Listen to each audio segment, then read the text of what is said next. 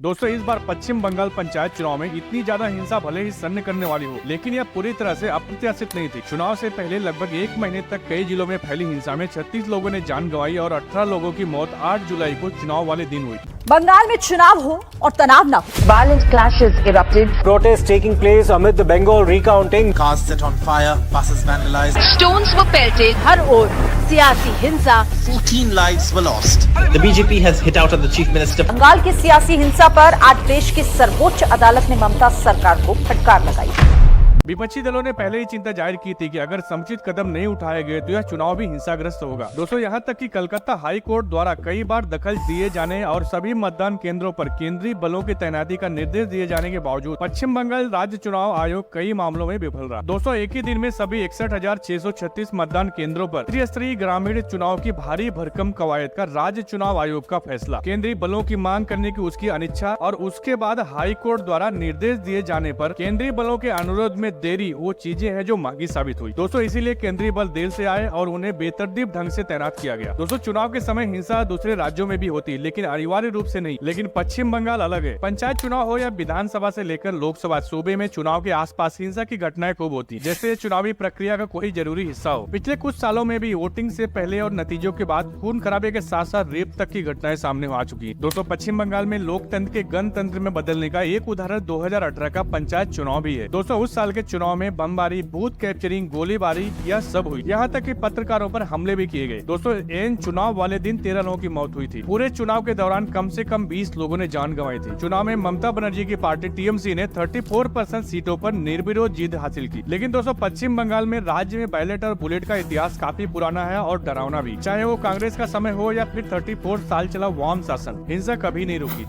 बंगाल के किसी भी राजनीतिक एक्सपर्ट से जब आप बात करेंगे तो आपको एक लाइन में जरूर बताएंगे कि बंगाल में राजनीतिक हिंसा यहाँ के इतिहास और संस्कृति का हिस्सा रहा है। ये वही बंगाल है जिसे शाहजहां के बेटे और 17वीं शताब्दी में बंगाल के गवर्नर रहे मिर्जा शाह सूजा ने शांति प्रिय बताया था। दोस्तों शांति प्रिय बताने के एक सदी के भीतर ही 1770 में इस बंगाल में अकाल पड़ा, मौतें हुई और खूब हिंसा भी हुई। दोस्तों चंद्र चट्टोपाध्याय ने अपने उपन्यास आनंद मठ में भी इसका जिक्र किया है, किस तरह से अकाल के कारण बंगाल में हिंसा भड़क उठी थी। दोस्तों आजादी से पहले भी 1944 में बंगाल, जो कि वर्तमान में बांग्लादेश है, भारत का पश्चिमी बंगाल, बिहार और उड़ीसा एक भयानक अकाल पड़ा था, जिसमें लगभग 30 लाख लोगों ने भूख से तड़प कर अपनी जान गंवाई थी। यह द्वितीय विश्व युद्ध का समय था। माना जाता है कि अकाल का कारण अनाज के उत्पादन का घटना था, जबकि उस समय बंगाल से लगातार अनाज का निर्यात हो रहा था। द्वितीय विश्व युद्ध के दौरान ब्रिटेन के प्रधानमंत्री रहे विंस्टन चर्चिल ने जानबूझकर लाखों भारतीयों को भूखे मरने दिया। बर्मा पर जापान के कब्जे के बाद वहाँ से चावल का आयात रुक गया था और ब्रिटिश शासन ने अपने सैनिकों और युद्ध में लगे अन्य लोगों के लिए चावल की जमाखोरी कर ली थी, जिसकी वजह से 1943 में बंगाल में आए सूखे में 30 लाख से अधिक लोग मारे गए थे। दोस्तों 1943 के बंगाल में कोलकाता की सड़कों पर भूख से हड्डी हड्डी हुई माएं सड़कों पर दम तोड़ रही थी। लोग सड़े खाने के लिए लड़ते दिखते थे, तो ब्रिटिश अधिकारी और मध्य वर्गीय भारतीय अपने क्लबों और घरों में गुलछर्रे उड़ा रहे थे। दोस्तों बंगाल की मानव रचित भूखमरी ब्रिटिश राज के इतिहास के काले अध्यायों में से एक रही है। फिर 3 साल बाद 1946 में भीषण दंगे हुए। मुस्लिम लीग ने पाकिस्तान की मांग को लेकर डायरेक्ट एक्शन का आह्वान किया। कलकत्ता की सड़कों पर हजारों लोग मारे गए। दोस्तों आज भी लोग इसे किताबों में द ग्रेट कैलकटा किलिंग के नाम से पढ़ते हैं। बंगाल के वरिष्ठ पत्रकार जयंता घोषाल की माने तो आजादी के लड़ाई के दौरान भी हार्ड लाइन लेने वाले कई नेता बंगाल से ही निकले थे। घोषाल के मुताबिक सुभाष चंद्र बोस हो या खुदीराम बोस, जो एक्सट्रीमिस्ट विंग था उसमें ज्यादातर बंगाली थे। दोस्तों साल 1911 में जब अंग्रेजों ने राजधानी कलकत्ता से दिल्ली शिफ्ट की, उस समय उसके पीछे ये भी एक कारण था, क्योंकि अंग्रेजों के हिसाब से बंगाल में टेररिस्ट मूवमेंट बढ़ रहा था।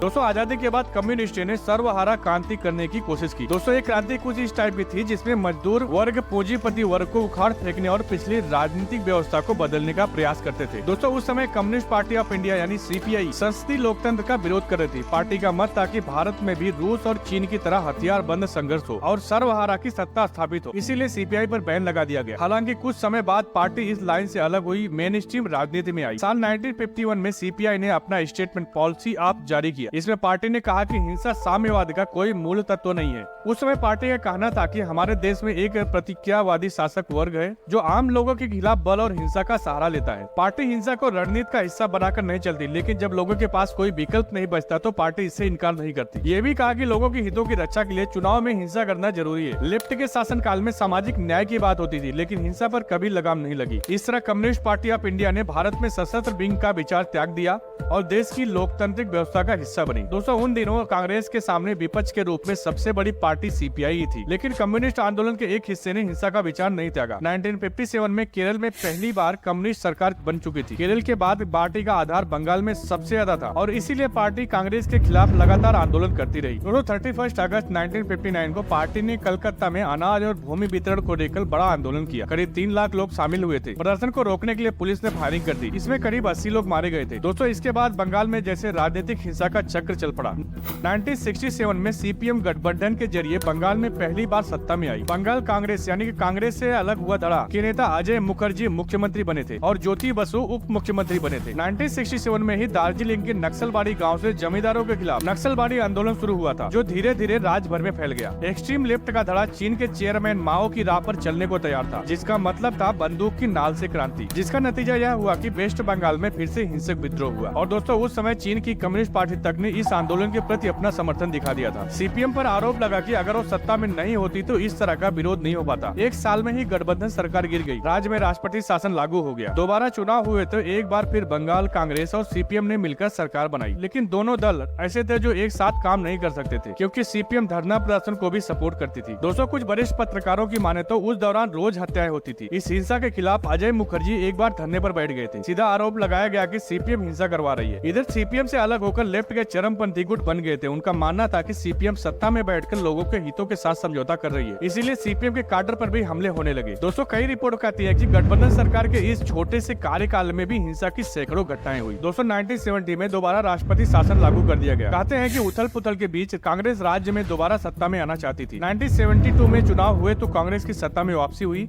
लेकिन ये चुनाव भी हिंसक ही था। चुनाव में कांग्रेस की सरकार बनने पर सिद्धार्थ शंकर रे मुख्यमंत्री बने। वो धांधली करके सत्ता में पहुंचे थे। सत्ता में आने के बाद विपक्ष को खत्म करने की पूरी कोशिश हुई। हर गली में गुंडाराज कायम हो गया था। फिर इमरजेंसी के दौरान राजनीतिक हिंसा और बढ़ी। विपक्षियों को बड़े पैमाने पर गिरफ्तार किया गया। दोस्तों ये पूरे देश में हो रहा था, लेकिन यहाँ ज्यादा हुआ। इसे लेकर लगातार विरोध हुआ। सीपीएम ने अपने मुख्य पत्र गढ़ शक्ति में भी पश्चिम बंगाल में सिद्धार्थ शंकर रे के दौर को आतंक का राज तक कह दिया था। 5 साल सरकार चलाने के बाद कांग्रेस राज्य से बाहर हो गई। 1977 में लेफ्ट की पहली बार बहुमत वाली सरकार बनी। अगले साल लेफ्ट सरकार ने पंचायत चुनाव की घोषणा की। दोस्तों वरिष्ठ पत्रकारों की माने तो लेफ्ट ने वही किया जो कांग्रेस कर रही थी। जहाँ जहाँ विपक्ष मजबूत था वहाँ रणनीति बनाकर उसे खत्म करने का प्रयास किया गया। इसके लिए लेफ्ट ने अलग एक्शन ग्रुप बना रखा था। लेफ्ट के शासन के दौरान 344 ब्लॉक में करीब 100 ब्लॉक ऐसे थे जहाँ विपक्ष का नामो निशान नहीं था। हिंसा कुछ इस तरीके से चली कि पहले कांग्रेस ने हिंसा को स्पॉन्सर किया, फिर सीपीएम सत्ता में आई तो उसने कांग्रेस की परंपरा को आगे बढ़ाया, और जब लेफ्ट को पटकनी देकर तृणमूल कांग्रेस को सत्ता मिली तो उसने लेफ्ट की हिंसक परंपरा को विस्तार दिया। किसी ने रोकने की कोशिश नहीं की। आज हर चुनाव में टीएमसी विपक्षियों को डराने के लिए हिंसा का सहारा ले रही है। दोस्तों आज हिंसा के लिए जिम्मेदार ठहराए जा रही ममता बनर्जी खुद राजनीतिक हिंसा का शिकार हो चुकी है। तब ममता कांग्रेस में थी। 1989 का लोकसभा चुनाव सीपीएम की मालिनी भट्टाचार्य से हार चुकी थी, लेकिन राज्य में सीपीएम सरकार के विरोध में आवाज उठाती रही। 16 अगस्त 1990 को कांग्रेस ने सरकारी बसों के बड़े किराए के खिलाफ हड़ताल बुलाई। दोस्तों ममता तब पार्टी के कार्यकर्ताओं के साथ कलकत्ता के हजारा इलाके में पहुंची तो सीपीएम के लोगों ने उन्हें घेर लिया और हमला शुरू कर दिया। दोस्तों ममता बनर्जी अपनी आत्मकथा में भी लिखती हैं, मैंने देखा कि लालू और उसके 4-5 साथी मेरी तरफ बढ़ रहे थे। उन्होंने हाथ में लोहे की राड और पिस्तौल थामे हुए थी। मुझे पता था कि यह होने वाला है। मैं शांति से उनके मुझ तक पहुंचने का इंतजार करने लगी। लालू आलम ने आते ही मेरे सिर पर लोहे की राड से वार किया। मैं खून से भीग गई थी। ममता कई दिनों तक अस्पताल में भर्ती रही थी। कई साल बाद 2011 में लालू आलम ने ममता बनर्जी से माफी मांगी। उसने कहा था कि सीपीएम ने जबरदस्ती उनसे हमला करवाया था। 2019 में उसे इस केस में बरी भी कर दिया गया। इसी तरह 21 जुलाई 1993 को ममता बनर्जी की अगुवाई में यूथ कांग्रेस का एक और प्रदर्शन हुआ। कांग्रेस राज्य में फोटो वोटर आईडी की मांग कर रही थी। दोस्तों सीपीएम ने 1991 का चुनाव भी भारी बहुमत से जीता था। दोस्तों कांग्रेस ने इस जीत को फ्रॉड बताया और वोटर आईडी में फोटो की मांग करने लगी। कोलकाता की मशहूर राइटर्स बिल्डिंग के सामने प्रदर्शन हुआ।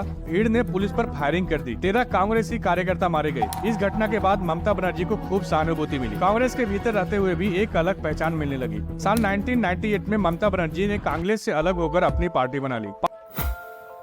पार्टी बनाने के बाद भी ममता बनर्जी 13 सालों तक राज्य में सत्ता से दूर रही। लेफ्ट की सरकार के खिलाफ ममता बनर्जी ने खूब प्रदर्शन किए। साल 2007 में नंदीग्राम में भूमि अधिग्रहण के दौरान हुई हिंसा की घटनाओं ने राजनीतिक विरोध की जमीन तैयार की। ममता बनर्जी ने इसे लपक लिया। लेफ्ट की तर्ज पर ही नारा दे दिया, अमार नाम, तोमार नाम, सबार नाम, नंदीग्राम। 2011 के चुनाव में ममता बनर्जी सत्ता में आ गई। नारा दिया परिवर्तन, लेकिन राजनीतिक हिंसा की संस्कृति में कोई भी परिवर्तन नहीं आया। दोस्तों एनसीआरबी के आंकड़े बताते हैं कि साल 2010 से 2019 के बीच सबसे ज्यादा राजनीतिक हत्याएं बंगाल में हुई। कुल 161। इसके बाद बिहार 156 हत्याओं के बाद दूसरे नंबर पर था। दोस्तों वेस्ट बंगाल के कुछ पत्रकार बताते हैं कि इसके साथ आर्थिक पहलू भी जुड़ा हुआ है, क्योंकि बंगाल में उद्योग पूरी तरह से खत्म हो चुका है और बहुत सारे लोग पलायन कर चुके हैं। जो लोग हैं वो स्थानीय स्तर पर संसाधनों पर कब्जा जमाने की कोशिश में लगे रहते हैं और ये उपक्रम पार्टी के गिरोह के जरिए बंगाल में सिंडिकेट राज और पंचायती राज के साथ एक चल रहा है। दोस्तों इसीलिए लोग पंचायत स्तर पर भी सत्ता हथियाने के लिए जोर लगाते हैं। अगर वो पंचायत नहीं जीतेंगे तो लोकसभा और विधानसभा भी जीतना मुश्किल होगा। इसीलिए विपक्ष भी जान प्राण देकर पंचायत चुनाव जीतना चाहता है। दोस्तों जयंतो घोषाल भी आर्थिक पहलू को नजरअंदाज नहीं करते। उनके मुताबिक अगर बंगाल में भारी उद्योग होते, बड़ी फैक्ट्रियाँ होती तो आज कानून व्यवस्था का ये स्थिति नहीं होती। आज हालात ये हो गए हैं कि बंगाल में बम बनाना एक बिजनेस हो गया है। कुछ साल पहले तक राजनीतिक हिंसा दो खेमों की लड़ाई तक ही सीमित थी, लेफ्ट और कांग्रेस। दोस्तों अब बंगाल की राजनीति में एक नए खिलाड़ी की एंट्री हुई, भारतीय जनता पार्टी। साल 2003 के पंचायत चुनाव में पूरी चुनावी प्रक्रिया के दौरान 76 लोग मारे गए थे। इसमें सबसे ज्यादा सीपीएम के ही 31 कार्यकर्ता थे। कांग्रेस के 19 और टीएमसी बीजेपी के 8-8 कार्यकर्ता मारे गए थे। दोस्तों एक वक्त सूबे में हिंसा पार्टी पॉलिटिक्स को लेकर होती थी, लेकिन बीजेपी के उदय ने इसे अपने हिसाब से बदला। ममता बनर्जी ने पहले मथुआ समुदाय को लेकर आइडेंटिटी पॉलिटिक्स शुरू की, फिर गोरखा समुदाय और बाद में मुसलमानों को लेकर इस तरह की राजनीति हुई। इसके काउंटर में बीजेपी ने हिंदुत्व की राजनीति को अपना आधार बनाया। अब जो हिंसा होती है उसमें इस आइडेंटिटी पॉलिटिक्स का अहम रोल होता है। अब हिंदू मुस्लिम की राजनीति, जातिगत हिंसा भी आपको नजर आएगी। तो दोस्तों आज बस इतना ही। अगर आपको ऐसी वीडियो देखना पसंद है तो please like this video and hit the subscribe button.